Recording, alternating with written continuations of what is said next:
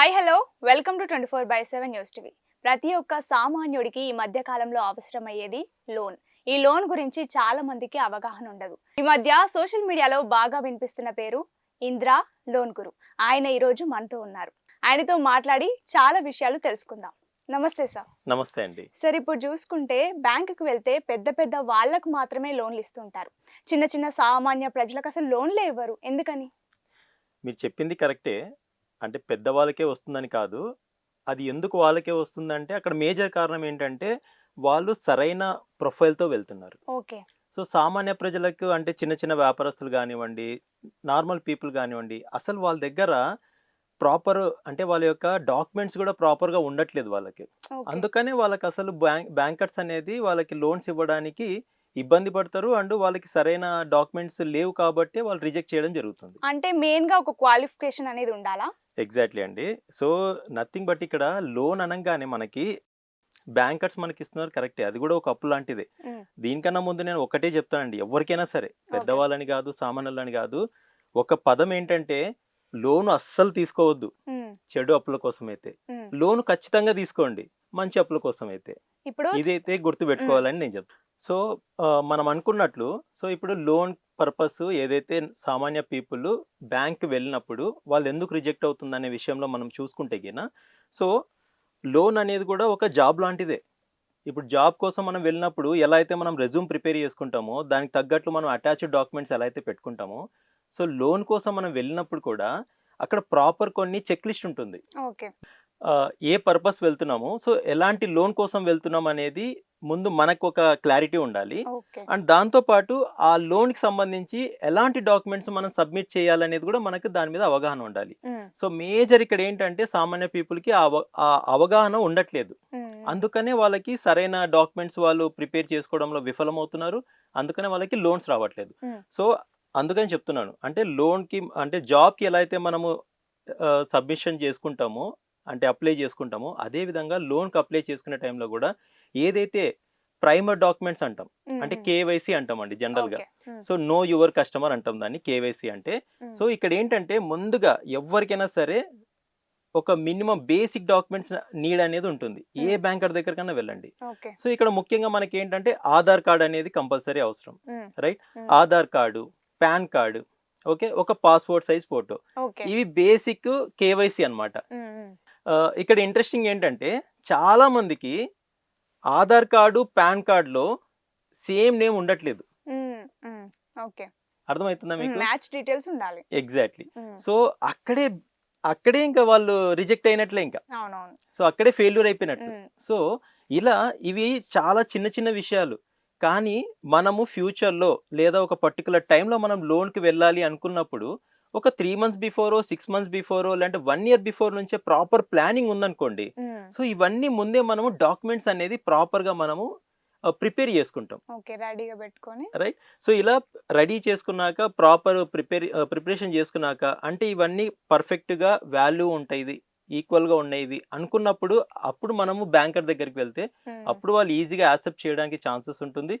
And reject చేయడానికి చాలా తక్కువ అవకాశాలుంటాయి. So, okay. నేను ఫస్ట్ చెప్పేదేంటంటే ఈ కేవైసీ అనేదన్నా సరైన అంటే సేమ్ మ్యాచింగ్ ఉండాలి. హ్మ్. మీరన్నారు మ్యాచింగ్ అని. హ్మ్. సో, అక్కడ పేరు గానివ్వండి, ఆధార్ కార్డ్‌లో ఉన్న పేరు గానివ్వండి, హ్మ్. పాన్ కార్డ్‌లో ఉన్న పేరు గానివ్వండి సేమ్ ఉండాలి. Okay. Even date of birth అవన్నీ గూడా. ఎవ్రీథింగ్. హ్మ్. సో, ఇలా అవి మ్యాచ్ అవ్వాలండి. హ్మ్. చాలా మటుకు చాలా మంది దగ్గర అదే ఉండట్లేదు. హ్మ్. అవును. అండ్ నెక్స్ట్ పార్ట్ ఏంటంటే కరెంట్ అడ్రెస్, పర్మనెంట్ అడ్రెస్ అనేది గూడా ఉంటుంది. వేరు వేరు ఉంటాయి. అవునవును. రైట్? అంటే హ్మ్. వాళ్ళ ఆధార్ కార్డ్ చేయించుకునేదేమో ఊర్లో చేయించుకుంటారు. హ్మ్. వాళ్ళు వర్కింగ్ ఏమో ఇక్కడ ఇక్కడ. హైదరాబాద్‌లోనో సంథింగ్ వేరే ఊర్లో వర్క్ చేస్తున్న టైంలో ఉందనుకోండి. సో, చాలా మటుకు వాళ్ళకి ప్రెజెంట్ అడ్రెస్‌కి కావాల్సిన ప్రూఫ్స్ ఏదైతే ఉన్నాయో అవి గూడా వాళ్ళ దగ్గర ఉండవు. హ్మ్. లేదా అన్‌ఫార్చునేట్‌లీ వాళ్ళ ఊరు నుంచి వాళ్ళు ఒక్కరే కాకుండా మొత్తం ఫ్యామిలీ వచ్చేసింటారు. హ్మ్. బట్ వాళ్ళ యొక్క ఆధార్ కార్డ్‌లనేమో అక్కడే ఉండిపోయింటాయి అవును. డీటెయిల్స్ అంతా. హ్మ్. సో, రేపొద్దున బ్యాంకర్ దగ్గరికి మనం సబ్మిషన్‌కెళ్ళినప్పుడు మనం ఇక్కడ నుంచే సబ్మిషన్ చేస్తే తను సింపుల్‌గా ఒకటే అంటాడు. మీరిక్కడ సబ్మిట్ చేయాలనుకుంటే ఇక్కడున్న అడ్రెస్ ప్రూఫులతో పాటు ఆధార్ కార్డ్‌లో కూడా అలా ఇక్కడ ఉన్న ప్రెజెంట్ అడ్రెస్ ఉండేలా చూసుకోండి అని వాళ్ళు సజెస్ట్ చేస్తారు. అదే హ్మ్. మనకు దాని మీద అవగాహన ఉంటే గిన ముందే ఆ ప్లాన్ చేసుకుంటాం. నవేడేస్ ఇప్పుడు ఈ ఆన్లైన్ పద్ధతులు ఇవన్నీ వచ్చేసాక ఆధార్ కార్డ్ని మనము అప్డేట్ చేసుకోవడము చాలా సింపుల్ విషయం అయిపోయింది. బట్ అది కూడా చేసుకోవట్లేదు చాలా మంది. సో ఇది అండి, అంటే బేసిక్ గా మనకి లోన్ కావాలి అంటే ముందు కేవైసీ ప్రాపర్ గా ఉండాలి. Okay okay and next part వచ్చేసి వాళ్ళ యొక్క ఫైనాన్షియల్ స్టేటస్. ఓకే ఓకే చిన్న చిన్న వ్యాపారస్తులకు గానీ అట్లా కూడా ఇవ్వరు ఎవరికి, రోడ్ సైడ్ వెండర్స్ గానీ రైట్, ఇట్లా చాలా మందికి ఇవ్వరు, ఓన్లీ పెద్ద పెద్ద జాబ్స్ చేసే వాళ్ళకి మాత్రమే ఇస్తుంటారు. ఎగ్జాక్ట్లీ. సో ఇక్కడ నెక్స్ట్ స్టెప్ వచ్చేసి మనకి ఇక్కడ ఏంటంటే, సో ఫైనాన్షియల్ స్టేటస్ అంటే వాళ్ళ ఇన్కమ్ సోర్స్ ఏంటనేది. సో మనందరికి తెలిసిందే ఇన్కమ్ సోర్స్ అంటే జనరల్ గా కామన్ ప్రతి ఒక్క అంటే నార్మల్ పీపుల్ కి తెలిసిన విషయం కూడా ఏంటంటే, ఒకటి ఐదర్ తను ఎంప్లాయ్ అయి ఉంటాడు లేదా బిజినెస్ మ్యాన్ అయి ఉంటాడు. ఈ రెండే కదండి మాక్సిమం ఉండేది. బిజినెస్ మ్యాన్ అంటే ఇంకా ఈవెన్ మనం సెల్ఫ్ ఎంప్లాయ్మెంట్ ప్రతి ఒక్కరిని కూడా ఈ కేటగిరీలోకి చేయొచ్చు. అంటే రెండు ఇక్కడ ఐదర్ ఎంప్లాయ్ అయి ఉంటాడు, ఐదర్ జాబ్ చేస్తే అతనైనా ఉంటాడు, లేదంటే తన సొంతంగా వ్యాపారం చేస్తూ ఉండడము, లేదంటే తన సొంతంగా ఏదో తన డైలీ కూలీ పని చేస్తుండడము. సో ఏదైనా కానివ్వండి. సో ఇవన్నీ కూడా మనకి ఏంటంటే బిజినెస్ పాయింట్ ఆఫ్ వ్యూలో లేదంటే self employment point of view కేటగిరీలోకి వస్తారనమాట. సో ఇక్కడ మనకి జాబ్ చేస్తున్న పర్సన్ ని చూసుకుంటే గిన అక్కడ వెరీ సింపుల్ గా ఉంటది. తనకని అంటే ఒక కార్పొరేట్ కంపెనీస్ లో వర్క్ చేస్తున్నారు అనుకోండి, ఆటోమేటిక్ గా కంపెనీ వాళ్ళే ప్రొవైడ్ చేస్తారు బ్యాంక్ అకౌంట్, శాలరీ అకౌంట్ అని మీరు వినే ఉంటారు. శాలరీ అకౌంట్ ఉంటుంది, అందులో టైం కి అమౌంట్ పడుతుంది, రైట్, ఐదర్ ఫస్ట్ వీక్ లో కానివ్వండి what ever it is. So every month తనకి ఎగ్జాక్ట్ గా ఒక పర్టికులర్ టైంలో అమౌంట్ అనేది తనకు క్రెడిట్ అవుతుంది ఒక శాలరీ రూపంలో, రైట్. సో ఈ విధంగా తనకు ఎంత మనీ ఎర్న్ చేస్తున్నాడు అనేది మనం ఈజీగా ఐడెంటిఫై చేయొచ్చు. మనం ఇంకా వేరే సోర్సెస్ చూడాల్సిన అవసరం లేదు. తన యొక్క బ్యాంక్ స్టేట్మెంట్ ని బట్టి మనకు అర్థమవుతుంది. అండ్ దాంతో పాటు తనకు ఒక శాలరీ స్లిప్స్ అనేది ప్రొవైడ్ చేస్తారు, రైట్. సో ఇలా బేసిక్ గా మనకి లోన్స్ లో చూసుకుంటే గిన అప్లై చేసుకుంటున్న వాళ్ళల్లో ముఖ్యంగా ఈవెన్ బ్యాంకర్స్ కూడా ఎవరికి ఇంట్రెస్ట్ చూపిస్తారా అంటే ఎంప్లాయీస్ కి ఈజీగా ఇవ్వడానికి రెడీ అయిపోతారు. ఎందుకు అంటే అక్కడ వెరీ క్లియర్ గా ఉంటుంది వాళ్ళ యొక్క ఇన్కమ్ సోర్స్ ఏంటి అనేది, రైట్. అదే ఇక్కడ అదర్ సెక్టర్లోకి వస్తే, అదర్ కేటగిరీకి వస్తే అంటే లైక్ బిజినెస్ పీపుల్ కానివ్వండి. సరే బిజినెస్ పీపుల్ అంటే వెల్ ఎస్టాబ్లిష్డ్ ఉన్నారు అనుకోండి, రైట్. సో వాళ్ళ యొక్క టర్న్ ఓవర్ ఎక్కువ ఉంది అనుకోండి, పెద్ద లోన్స్ కోసం వెళ్తూ ఉంటారు. వాళ్ళకి జనరల్ గా బిజినెస్ చేస్తున్న పీపుల్ కి ఏంటంటే వాళ్ళకని ఒక ఎస్టాబ్లిష్మెంట్ సర్టిఫికేషన్స్ ఉంటాయి, రైట్. ఇంకా మనందరికి తెలిసిందే కామన్ గా జిఎస్టీ అనేది మ్యాండేటరీ అయిపోయింది కాబట్టి ఎనీ బిజినెస్ కి. సో జిఎస్టీ రిజిస్ట్రేషన్ అనేది ఉంటుంది.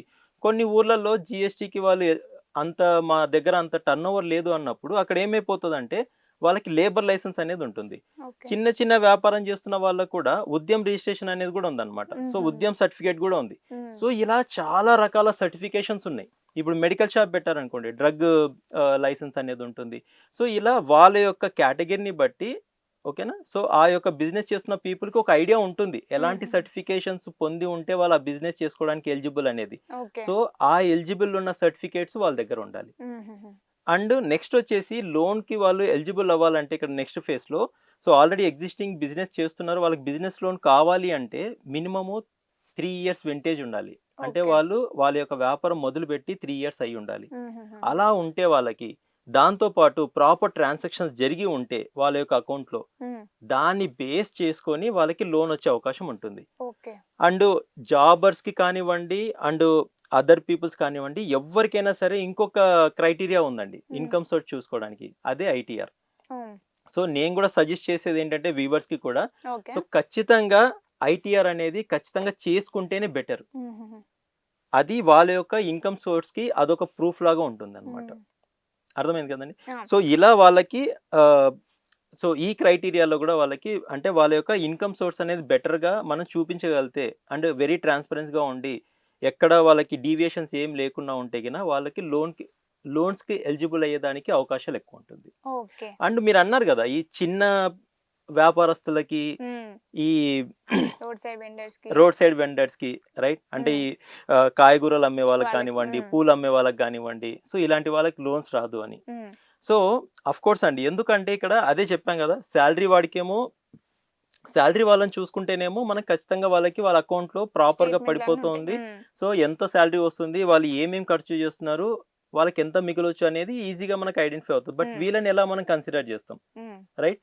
సో ఈవెన్ మన మోదీ గారు వచ్చాక, ఈ డిజిటలైజేషన్ అయ్యాక, ఈ ఫోన్ పేలు, గూగుల్ పేలు, పేటిఎంలు ఇవన్నీ వాడుతున్న సమయంలో కూడా చాలా మంది ఇప్పటికీ ఇంకా క్యాష్ తీసుకుంటున్నారు రోడ్ సైడ్ ఉన్న వాళ్ళు. చాలా మంది రైట్. స్కానర్స్ ఇంకా అదృష్టం ఏంటంటే స్కానర్స్ పెట్టారు ఈ మధ్య కాలంలో ఎక్కువ స్కానింగ్. ఎందుకంటే ఒకటి ఐదర్ తీసుకునేవాడు అగ్రి చేయకపోతే నేను ఓన్లీ క్యాష్ తీసుకుంటా అంటే ఇచ్చేవాడి దగ్గర క్యాష్ ఉండాలి కదా. అవునవును. రైట్. చాలా మంది దగ్గర ఇప్పుడు ఉండవు. చూస్తేనేమో అసలు ఇక ఎవరు, నాకు తెలిసి అయితే పర్సులు అయితే ఎవరు క్యారీ చేయట్లేదు, మనీ కూడా ఆల్మోస్ట్ ఎవరు క్యారీ చేయట్లేదు. అవునవును. అందరి దగ్గర కూడా డిజిటల్ మనీ, అందరి దగ్గర కూడా స్మార్ట్ ఫోనే ఉంటుంది. అవును. రైట్. సో ఎవరైనా సరే స్మార్ట్ ఫోన్ త్రూవే పే చేయడానికి ఇంట్రెస్ట్ చూపిస్తున్నారు. సో ఇంకా ఫార్చునేట్లీ ఖచ్చితంగా వాళ్ళు ఆ యొక్క లోకల్ వెండర్స్ అయి ఉన్నా కూడా స్కానర్స్ అనేది మెయింటైన్ చేయాల్సి వస్తుంది. ఈవెన్ మీరు అరటి పండ్లు కొనాలనుకున్నా, పూలు కొనాలనుకున్నా, చిన్న చిన్నవి ఏవి కొనాలనుకున్నా కూడా మీరు స్కానర్స్ మీదే డిపెండ్ అవుతున్నాం. రైట్. ఇది ఒకంతా వాళ్ళకు కూడా మంచిదే అండి.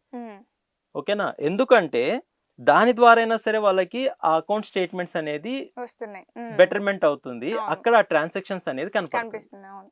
రైట్. సో దాని ద్వారా అతను డైలీ ఎంత మనీ ఎర్న్ చేస్తున్నాడు, ఎంత టర్న్ ఓవర్ అవుతుంది. రైట్. ఒకవేళ ఒక కాయగూరలు అమ్మే వ్యక్తిని చూసుకున్నా కూడా అతను డైలీ ఎంత బిజినెస్ చేస్తున్నాడు, 3,000 చేస్తున్నాడా, 5,000 చేస్తున్నాడా, 2,000 చేస్తున్నాడా, దాన్ని బట్టి మనం ఒక అంచనా వేయొచ్చు. సో ఒక్కొక్క బిజినెస్ లో వాళ్ళకి ఒక్కొక్క ఇన్కమ్ అంటే వాళ్ళకి వచ్చే ప్రాఫిట్ ని మనం అనాలిసిస్ చేయొచ్చు వాళ్ళు చేసే బిజినెస్ ని బట్టి. రైట్.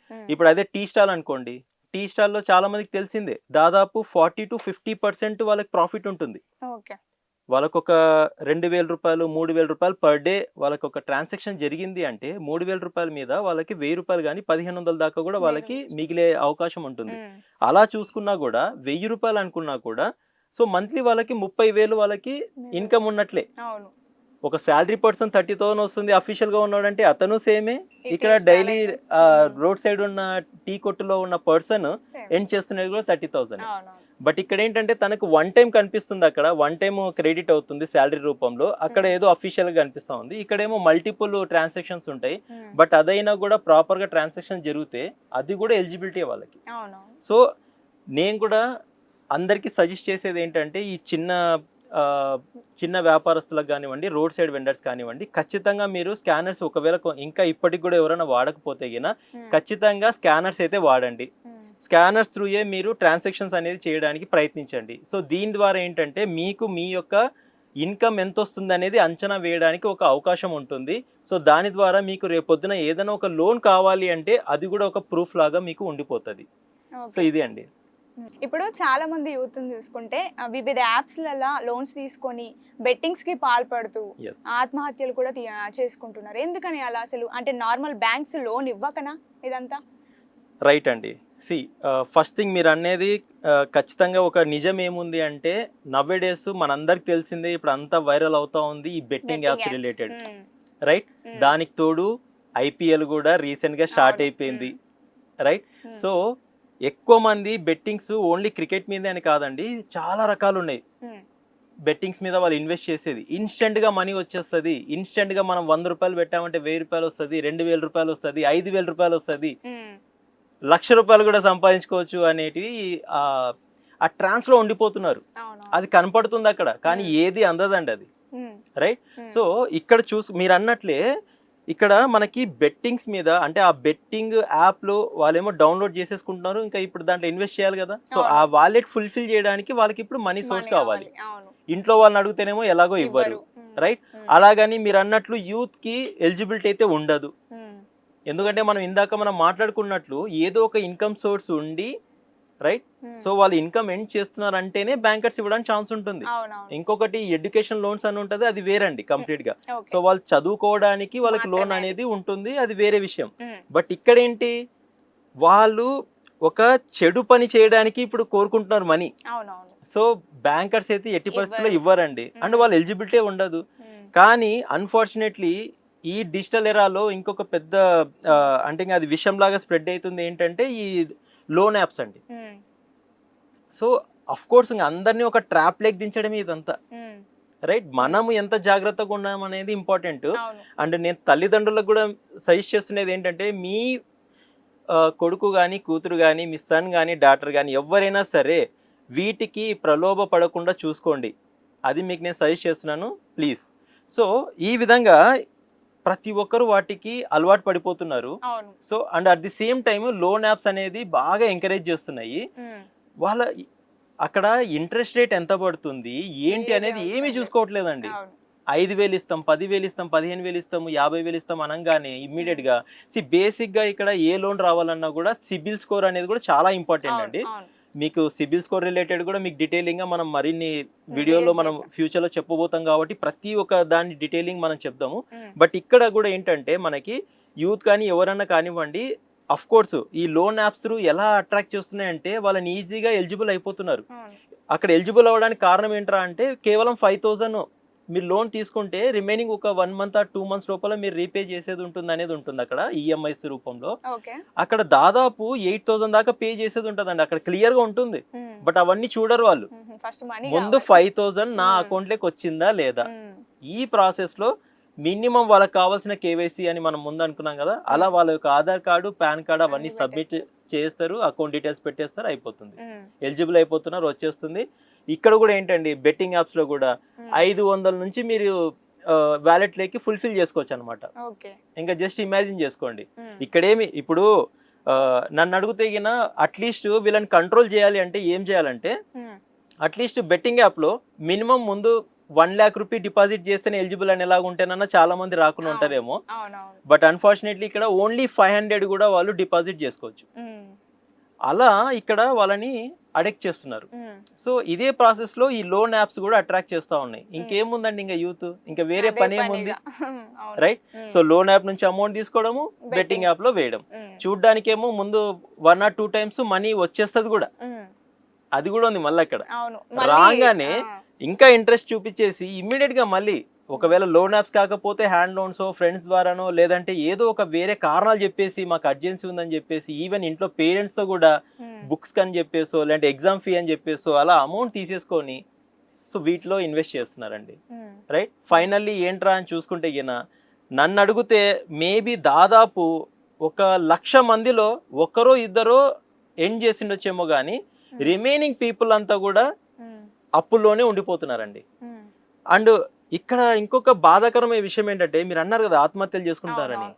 ఎందుకు చేసుకుంటున్నారు అంటే నార్మల్ బ్యాంకర్స్ కానీ ఎన్బిఎఫ్సిస్ కానీ వాళ్ళు లోన్స్ ఇచ్చారంటే వాళ్ళకని ఒక లిమిటేషన్స్ ఉంటుంది. వాళ్ళు రిటర్న్ ఒకవేళ రీపే చేయకపోయినా కూడా వాళ్ళని ముందు రిక్వెస్టింగ్ మోడ్లో ఫోన్స్లో వాళ్ళకి చెప్పడం జరుగుతూ ఉంది. అదే మీరు లోన్ యాప్స్లో గిన చూసుకుంటే మాత్రం వాళ్ళది ఎలా ఉంటుందంటే బెదిరింపులు చేస్తారు, ఫోటో మార్ఫింగ్ చేస్తారు, వాళ్ళని ఎలా అంటే ఇంకా అంటే వాళ్ళని ఇంకా చిత్రహింసలు పెడతారు అంతే అండి. ఇంకా నిట్ట నిలువున వాళ్ళని అలా ఇంకా అంటే వాళ్ళ యొక్క ఇంకొకటి ఏంటంటే యూత్ ఎలా ఉంటారంటే ఈగో అనేది ఎక్కువ ఉంటుంది వాళ్ళకి, యాటిట్యూడ్ అనేది ఎక్కువ ఉంటుంది. సో వాళ్ళ సెల్ఫ్ రెస్పెక్ట్ వాళ్ళు ఒకరి దగ్గర చులకన భావం అయిపోయింది అంటే వాళ్ళు అసలు తట్టుకోలేరు ఇంకా. సో ఇలాంటి ప్రాసెస్లో అండ్ వాళ్ళు మాట్లాడే మాటలకి వాళ్ళు తట్టుకోలేక, ఎందుకంటే వాళ్ళకి ఆ మెచ్యూరిటీ ఉండదు, అది లేక ఇంకా ఆ ప్రెషర్ని వాళ్ళు తట్టుకోలేక ఇంకా ఫైనల్ డెసిషన్ ఏంట్రా అంటే ఒకటే వాళ్ళకి కనిపించేది చావు. సో అలా ఆత్మహత్య చేసుకునే పరిస్థితులు వస్తున్నాయండి వాళ్ళకి. సో అందుకనే ఇక్కడ అందరి తప్పు ఉందండి. సోషల్ గా చూసుకున్నా కూడా రైట్, సమాజ ప్రతి గవర్నమెంట్ తప్పు కూడా ఉందండి నన్ను అడిగితే. First of all first action తీసుకొని గవర్నమెంట్ ఇప్పుడు రంగంలోకి దిగడం వెనుక కారణం ఏంటి మరి? అదే అంటున్నాం కదండి, ఎప్పటికైనా ఇంకా మనకు తెలిసిందే అదేదో సినిమాల్లో చూపించినట్లు రియాక్షన్ ఇస్తే ఇంత దూరం రాకపోయేది కదా. అంతే కదండి. ఇప్పుడు అదే మన సినిమాల్లో పాత సినిమాల్లో చూపించినట్లు అంత అయిపోయాక పోలీసులు వస్తారు చూడండి, అదే విధంగా ఇక్కడ కూడా అరే వాళ్ళకి తెలుసు కూడా వీటి వల్ల యూత్ అనేది నాశనం అయిపోతుంది అని తెలిసి కూడా వెయిట్ చేసి ప్రతిదీ ఇంకా దాని గురించి మనం ఎక్కువ చెప్పుకోలేమండి. ఎందుకంటే అది ఒక్కొక్కరికి ఒక్కొక్క పరిమితులు ఉంటాయి. వాళ్ళు ఏ ఉద్దేశంతో ఎందుకు ఎన్నో లాగున్నారు ఏంటి అది వేరే విషయం. కానీ ఎవరు మొత్తానికి నాశనం అవుతుండేది? మనమే, అంతే కదండి, సామాన్య ప్రజలు, యూత్. అరే యూత్ అంటే ఫ్యూచర్, మన భవిష్యత్, అది మన భవిష్యత్తును మనం ఇప్పుడే నాశనం చేసుకుంటున్నాం. అది ఎంతవరకు వాళ్ళు రియలైజ్ అయ్యి దాని మీద అవేర్నెస్ ప్రోగ్రాంలు ఎంత ఫాస్ట్గా స్ప్రెడ్ చేస్తూ అండ్ ఏవైతే మీరు అన్నారు ఆత్మహత్యలు చేసుకున్నా వాటిని పదే చూపించి అయినా సరే ఏదైనా చేసి ఇంకా అడిగితే నేను ఒకటే చెప్పగలుగుతానండి, ఒకప్పుడు ఈ స్మోకింగ్ డ్రింకింగ్ చేస్తే సో వాటి వల్ల ఇంకా ప్రాణహాని కూడా ఉంటుందని ఏదైతే మనకి ఫిలిమ్స్ ముందర ఏదైతే మనకి యాడ్ వేస్తారో రైట్. అదే విధంగా నా రిక్వెస్ట్ కూడా ఏంటంటే రైట్, ఈ బెట్టింగ్ యాప్స్ రిలేటెడ్ ఓకే అంటే జాగ్రత్త వహించండి అనేలాగా ఒక యాడ్ పెడితే కూడా బాగుంటుందండి. మంచి మంచి ఐడియా. అంతే కదండి. బట్ అన్ఫార్చునేట్లీ ఎంత పెట్టినా కూడా వాడేది వాడుతూనే ఉంటారు, చేసేది చేస్తూనే ఉంటారు. ఇప్పుడు స్మోకింగ్ ఆపేయండి అంటే ఎవరైనా ఆపుతున్నారా? ఈవెన్ అంటే ఎలాంటి ఉత్సాహతతో ఎలాంటి ప్రోగ్రామ్స్ తీసుకొస్తారంటే ఈవెన్ సిగరెట్ ప్యాక్ మీద కూడా వాళ్ళు పెద్దగా వేస్తారనమాట, హానికరం అని చెప్పేసి, ఇంకా క్యాన్సర్ వస్తుంది అని చెప్పేసి. ఇన్ని ఉన్నా కూడా కొంటున్నారు. సరే అట్లీస్ట్ ఆ ప్రయత్నం చేస్తున్నారు. ఇక్కడ కూడా అదే చేయాలండి. ఇంకా ఇప్పుడు బెట్టింగ్ యాప్ ని ప్రమోట్ చేశారనేసి వాళ్ళని ఏదో వెంటాడి పట్టుకుంటున్నారు తప్ప అసలు బెట్టింగ్ యాప్ లో ఆపాలన్న ఉద్దేశం ఎవరికైనా ఉందా ఇక్కడ? లేదు. మాకేదో ఇంకా వస్తుందని ఆలోచిస్తారు తప్ప ఇంకా వేరే ఉద్దేశం ఏం కనిపించట్లేదు అసలుకి. ఎగ్జాక్ట్లీ. సో ఇక్కడ కూడా ఏంటంటే యాప్స్ లో కూడా వెరీ స్ట్రిక్ట్లీ ఎలాంటి వార్నింగ్ ఇవ్వాలి అంటే, లేదా ఈవెన్ యాడ్స్ ఇచ్చేటప్పుడు కూడా అరే మంచి విషయాలైన మ్యూచువల్ ఫండ్ గురించి చెప్పినా కూడా ఫైనల్ గా కింద ఒక I mean terms and conditions లాగా ఒక డిస్క్రిమినర్ లాగా ఫాస్ట్ పదాలతో చెప్పేస్తారు, మీరు జాగ్రత్తగా చూసుకోండి మరి అది ఇది అని చెప్పేసి. రైట్. అరే ఎందుకు రా భయ్, ఇప్పుడు మంచిది అది మ్యూచువల్ ఫండ్ అనేది. అఫ్ కోర్స్ దాంట్లో కూడా ఒక్కోసారి లాస్ రావచ్చు, అందుకే ఆ విషయాల మీద వాళ్ళు చెప్తారు కదా. అదే విధంగా ఈ బెట్టింగ్ యాప్స్ లో ఏదైతే యాడ్స్ వస్తుందో యాడ్స్ మీద పెద్ద అక్షరాలతో వేయాలి. ఈ బెట్టింగ్ యాప్ మీరు డౌన్లోడ్ చేసుకుని మీరు ఆడుతున్నారంటే, అంటే మీకు స్తోమతకు మించి మీరు ఆడుతున్నారంటే మాత్రం మీరు లాస్ అయిపోతారు అనేది కూడా పెద్దగా పడితే చాలా బాగుంటుంది. అట్లీస్ట్ కొంతమందిని ఒక అవేర్నెస్ వస్తుంది అనే పాయింట్ ఆఫ్ వ్యూ ఏదైనా ఉంటుందేమో నేను అనుకుంటున్నాం. మరి అది ఎంతవరకు చేస్తారో చూడాలి. సరే మన టాపిక్ డైవర్ట్ అవుతుందండి. అగైన్ మళ్ళీ లోన్స్ వరకు వస్తాయి. సో నేను ఒకటే అండి చెప్పేది, సో ప్రతి ఒక్కరు కూడా లోన్స్కి ఎలిజిబిలిటీ ఉంటారు. ఎలిజిబిలిటీ కేవలం డబ్బు ఉన్న వాళ్ళకి ఎలిజిబిలిటీ ఉంటుంది, డబ్బు లేని వాళ్ళకి ఎలిజిబిలిటీ లేదనేది కాదండి. ఇక్కడ మెయిన్ ఇంపార్టెంట్ ఏంటంటే ప్రొఫైల్ అనేది ప్రాపర్ గా మనం మెయింటైన్ చేయాలి. ఓకేనా? అండ్ ఈ విషయాల్లో నేను సహాయపడడానికి నేనైతే ముందున్నానండి. నాకు చాలా ఇంతకు ముందు చేసిన చాలా మందికి హెల్ప్ చేసేదాన్ని. ఎగ్జాక్ట్లీ అండి. సో నేను చేస్తున్నది కూడా మేజర్ గా ఏంట్రా అంటే ప్రతి ఒక్కరికి కూడా లోన్ వచ్చేది తర్వాత సంగతి అండి. అసలు లోన్ కి ఎలిజిబుల్ అయ్యే విధంగా వాళ్ళని ఒక మ్యాపింగ్ చేస్తున్నాం అన్నమాట, ఒక ప్రాపర్ వేని వాళ్ళకి క్రియేట్ చేస్తున్నాను నేను. ఓకేనా? సో నేను కూడా ఇక్కడ చెప్పేది ఏంటంటే, అంటే మన యొక్క ఈ 24/7 ఛానల్ ద్వారా కూడా నేను చెప్పదలుచుకునేది ఒకటే ఏంటంటే, ముందు ఫస్ట్ ఆఫ్ ఆల్ ఫైల్ ఒక స్ట్రక్చరైజ్ చేసుకోవాలి. మీరు లోన్ కి ఎలిజిబుల్ అవ్వాలి అంటే ఎలాంటి డాక్యుమెంట్స్ మీ దగ్గర ఉండాలి, ఆ డాక్యుమెంట్స్ అన్ని పర్ఫెక్ట్ గా ఉన్నాయా లేదా అది చూసుకోవాలి. ఒకవేళ మీకు ఆ విషయాల మీద అవగాహన లేకపోతే నన్ను సంప్రదించండి. ఓకేనా? సో ఎలాగో మనం ఇక్కడ స్క్రోలింగ్ లో మన నంబర్ కూడా వేస్తాం కాబట్టి సో ఎవరైనా సంప్రదించవచ్చు. సో ఇక్కడ ఏంట్రా అంటే ఫస్ట్ ఆఫ్ ఆల్ ముందు మీ యొక్క ప్రొఫైల్ ని ప్రాపర్ గా మేనేజ్మెంట్ చేయాలి, మెయింటైన్ చేయాలి. అండ్ ప్రొఫైల్ స్ట్రక్చరింగ్ అంటాం. సో ప్రొఫైల్ ఫైల్ స్ట్రక్చరింగ్ అనేది ఉంటుంది. ఓకే, ఇంకా మీకు ఫర్దర్ వీడియోస్ లో అసలు లోన్స్ ఎన్ని రకాలు ఉన్నాయి, ఏ లోన్స్ కి ఎవరు ఎలిజిబుల్ అవుతారు, ఎంత ఇన్కమ్ ఉంటే ఏ లోన్ కి ఎలిజిబుల్ అవుతాము, ఇవన్నీ డీటెయిల్స్ కూడా చెప్తామండి. ఇంకా చాలా మందికి ఇంకో డౌట్ ఉంటది, వడ్డీ అనేది ఇంకా మెయిన్ అది. ఎగ్జాక్ట్లీ. సో ఇంట్రెస్ట్ రేట్ ఎంత, రైట్? సో ఏ లోన్స్ మీద ఎలాంటి ఇంట్రెస్ట్ రేట్లు ఉన్నాయి, ఇవన్నీ కూడా డీటెయిలింగ్ గా చెప్తామండి ఫర్దర్ వీడియోస్ లో కూడా. బట్ ఈ వీడియోలో మాత్రం నేను చెప్పదలుచుకునేది ఒకటే, అన్నిటికన్నా ముందు ఫస్ట్ స్టెప్ అనేది వెరీ ఇంపార్టెంట్. సో ఆ బేసిక్ స్టెప్ ఏంట్రా అంటే మన కేవైసీని ప్రాపర్ గా పెట్టుకోవడం, మన ఫైల్ స్ట్రక్చరింగ్ చేసుకోవడము, మన ప్రొఫైల్ మేనేజ్మెంట్ చేసుకోవడం.